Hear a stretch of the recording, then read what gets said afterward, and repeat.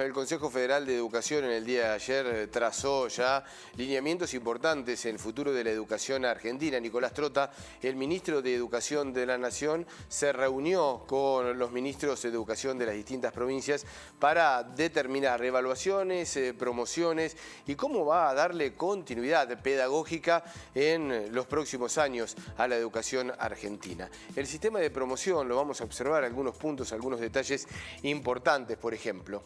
Los contenidos y metas de aprendizaje previstos para los 2 grados, años, considerados como una unidad, serán reorganizados de manera que puedan ser abordados entre este año y el próximo año. Es decir, se van a hacer una unidad pedagógica.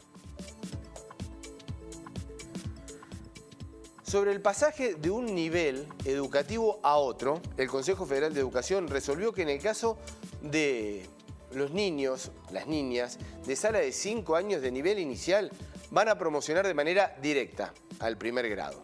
Esto es, todos los chiquitos de la sala de 5 directamente promocionan al primario. Y el ciclo lectivo 2021 de ambos niveles van a trabajar en conjunto con la planificación. En lo que respecta a las y los estudiantes que se encuentran en el último año de la educación primaria, deberán acreditar los aprendizajes previstos en los diseños curriculares, jurisdiccionales para acceder a la certificación del nivel.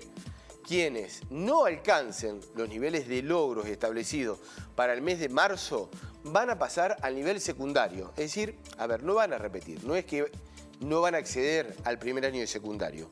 Lo van a hacer bajo la figura de promoción acompañada y van a recibir tiempos de enseñanza complementarios a lo largo del año.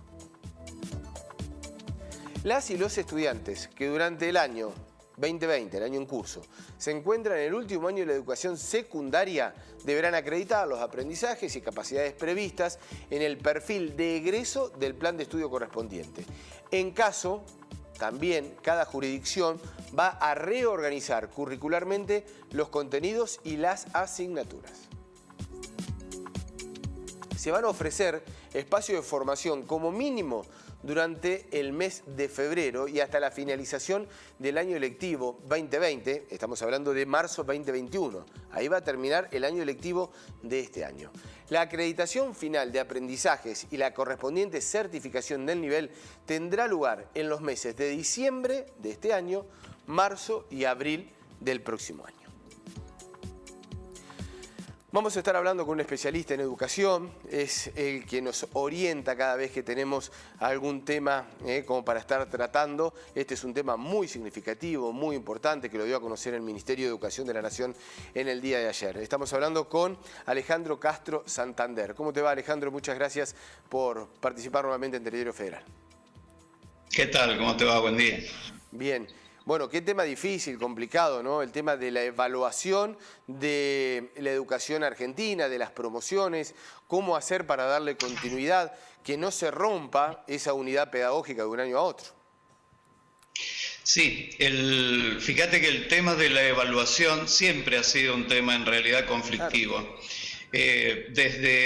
Yo te diría desde la Ley Federal de Educación, ya estamos hablando de 1993, luego Ley Nacional de Educación, siempre hemos estado, te diría, con un sistema de evaluación, por ahí suena irónico decirlo, ¿no? Pero un poco híbrido, ¿no? Una mezcla de lo antiguo, que era una evaluación sumativa, junto con una que le llamamos formativa, que se supone que debe priorizar los procesos. Claro. En definitiva, lo que estamos haciendo en estos momentos, con esta resolución del Consejo Federal, es volcarlo más a lo formativo, ¿no?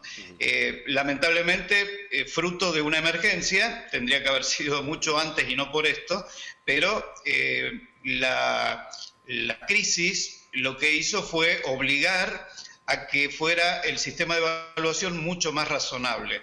Recordemos que ya cuando empieza el ministro de Educación de la Nación a hablar, ya creó un poco de tensión al principio, en el inicio, cuando dijo, no es momento de evaluar, sino de aprender. Sí. Y nosotros, la gente que está un poco más metida, ¿no?, todos los días en las escuelas, lo primero que dijo fue, no, la evaluación forma del aprendizaje. Claro. Tiene que estar acompañando todo el tiempo. ¿Por qué? Porque es lo que le permite al docente, lo que le permite al alumno ir viendo cómo va el proceso para poder mejorarlo justamente.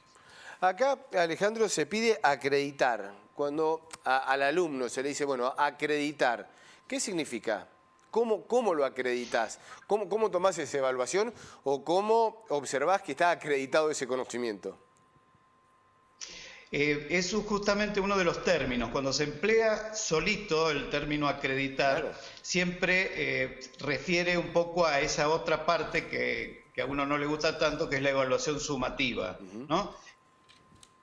Lo que permite también es promocionar, dar un corte, ¿no?, al proceso, justamente, que sería la última parte, que es el resultado, pero que es un resultado que necesita obligatoriamente observar con mucho detalle y respetar el proceso. Por eso nosotros, cuando empleamos la palabra evaluar, que es un término más amplio, hace relación a valoración, no a lo frío del número, sino a, yo te diría, respeto por el proceso del docente y del alumno, ¿no? Un respeto, y por eso también remite a una situación de justicia, diría.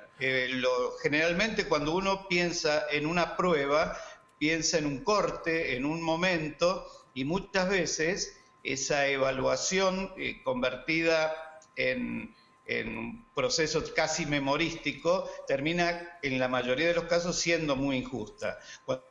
Cuando se contempla que es mucho más exigente, cuando se contempla toda la realidad del alumno, todo el proceso en donde intervinieron las dos partes, docente y alumno, para ir siguiendo ese proceso y irlo mejorando, cambia absolutamente. Ahora ese Por eso proceso, se le tiene la palabra prueba, que venía muy pegado, viene muy pegada a la calificación, es lo que se intenta a veces escapar. Yo creo que el término correcto, por eso se habla de un ciclo lectivo extendido, me parece bien, me parece correcto. De hecho, hay países que esto es así.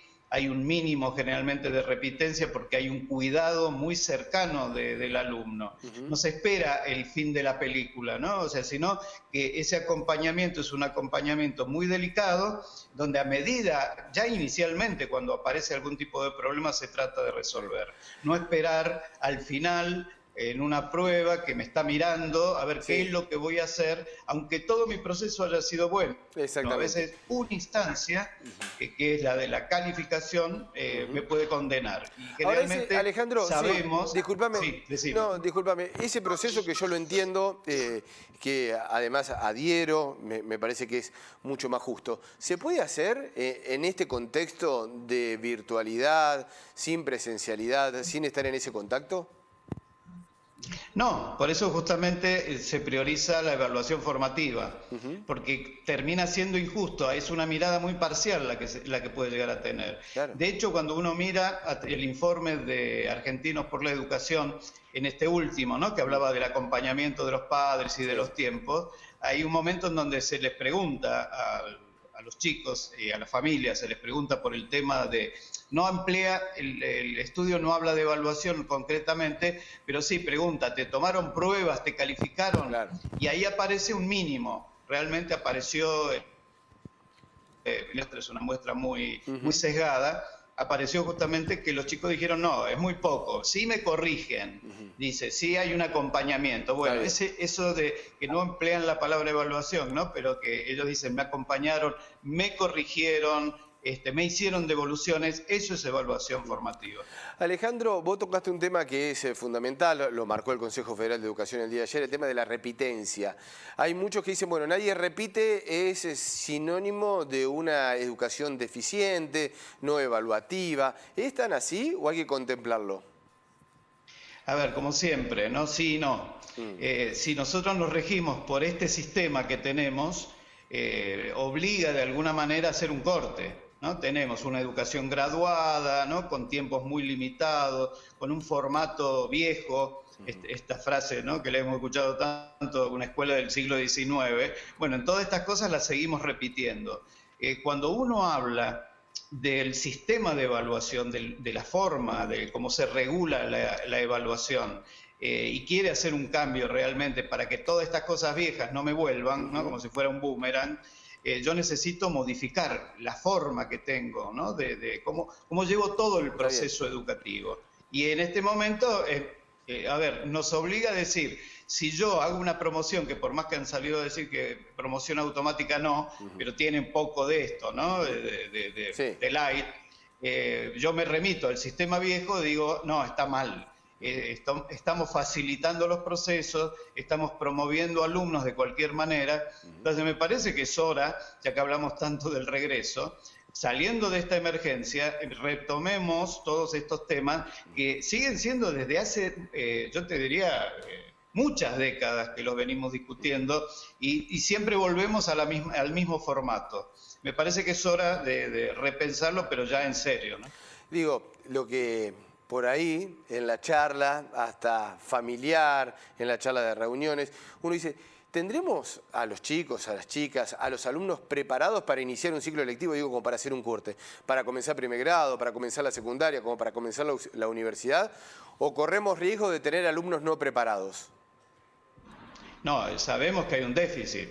Lo hemos charlado, creo, en otra oportunidad. La misma UNESCO habló de que siendo positivos, muy positivos, había un aprovechamiento que podía estar abajo del 30% de lo que podría haber sido la presencialidad. O sea que sabemos que hay un déficit importante, pero también sabemos que se puede compensar.